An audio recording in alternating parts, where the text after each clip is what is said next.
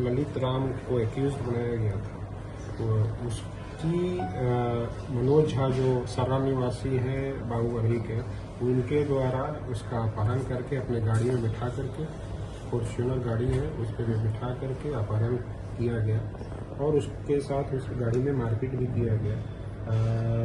जो पुलिस को तुरंत पता चली थी, उस तुरंत हम लोगों ने जब छापेमारी करनी स्टार्ट की तो दबाव में आकर उसको अंदर खाड़ी में उसने छोड़ दिया। उसके बेसिस पे 424/24 केस दर्ज किया गया मनोज झा के विरुद्ध में और उसकी गिरफ्तारी के लिए कल जब बाबूगढ़ी पुलिस गई थी मनोज झा के घर पर, तो उसके द्वारा वहाँ पे पहले से ही 40-50 महिलाओं को जमा करके रखा गया था और भी लोग थे और जिनके द्वारा लगातार विरोध किया गया इसकी गिरफ्तारी करने से। ये खुद भी घर में मौजूद था और ये लगातार उनको प्रेरित कर रहा था कि पुलिस पे हमला करने के लिए।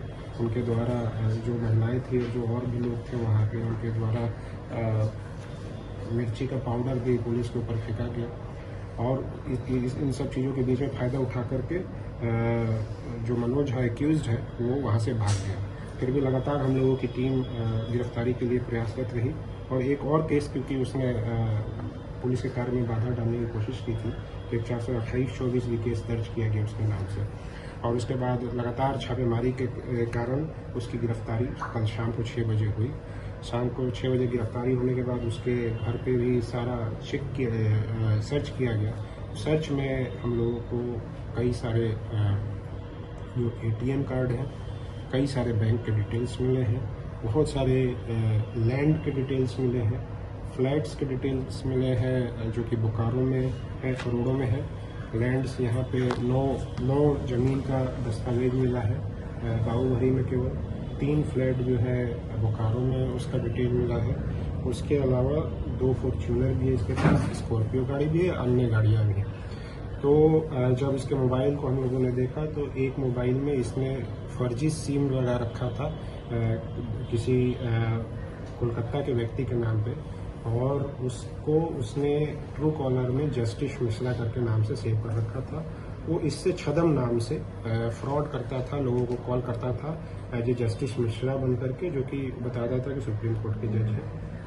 अपने आप को प्रदर्शित करता था फ़ोन करके और लोगों को इन्फ्लुएंस, पदाधिकारियों को या जो राजनेता हैं उनको कॉल करके उनको इन्फ्लुएंस करने की कोशिश करता था। उसके लिए भी हम लोगों ने एक और केस 429 धोखाधड़ी और इन सब को लेकर के एक और केस किया 429/24, जिसमें हम लोग अनुसंधान कर रहे हैं। तो अनुसंधान के क्रम में जो बातें आई हैं कि ये कई सालों से, लगभग 20 सालों से लगातार धोखाधड़ी का कार्य कर रहा है और इसके ऊपर दर्जनों केस हैं। पूरे भारत में कई राज्यों में इसके ऊपर केस है, हरियाणा में केस है, दिल्ली में केस है, पंजाब में केस है। उसके अलावा CBI ने भी इसके ऊपर केस किया हुआ है। ये जो है NHI के चेयरमैन बन करके और इसने एक ठेकेदार से 80 लाख रुपए जो है धोखाधड़ी करके वसूल दिए थे। उसी तरीके से अभी जस्ट लास्ट जुलाई में, इसी जुलाई में दिल्ली में जो एनर्जी सेक्रेटरी होते हैं, भारत सरकार के सेक्रेटरी होते हैं, उनके नाम से फ़ोन करके और यूपी के जो एनर्जी बोर्ड होता है उसके चेयरमैन को कॉल करके और उनको काम करने के लिए निर्देशित करने की कोशिश की थी, जिसके आधार पे एक वहाँ भी दिल्ली में भी, पार्लियामेंट स्टेट में भी एक केस किया गया है जिसमें ये वांटेड है। इसके अलावा अन्य जगहों पे भी हम लोग डिटेल निकाला है। लगभग अभी हमारे पास 12-13 केसेस का डिटेल है कि जिसमें ये वांछित है, वो ये अक्यूज्ड है और उसके अलावा भी हम लोग लगातार कोशिश कर रहे हैं कि इसके अन्य, क्योंकि इसके द्वारा पूछताछ के क्रम में और भी केसेस के बारे में डिटेल मिला है जिसको हम लोग अभी वेरीफाई कर रहे हैं। तो कुल मिलाकर के यह व्यक्ति जो है लगभग 20 सालों से लगातार धोखाधड़ी करके और एक तरीके से लठोर लाल है ये और लोगों को पैसे ठगता है, उसके अलावा अन्य क्राइम करता है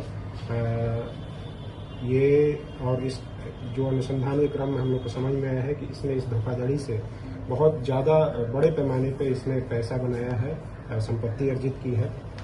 इसके परिवार में और भी अन्य कोई स्रोत, जो अभी प्रिलिमिनरी हम लोग की इंक्वायरी है उसमें अन्य स्रोत नहीं दिख रहा है और कोई कमाई का, केवल धोखाधड़ी से पैसा कमाने का ही। जितने अभी तक हम लोग को डिटेल में उससे करोड़ों की संपत्ति अभी पता चली है।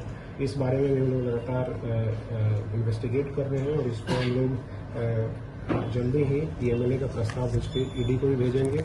उसके अलावा ईओयू से भी अनुरोध करेंगे कि इस पर फर्दर इंक्वायरी की जाए, ताकि इसके सारे जो भी प्रॉपर्टी है उसका डिटेल निकल के और उस पर कार्रवाई की जा सके।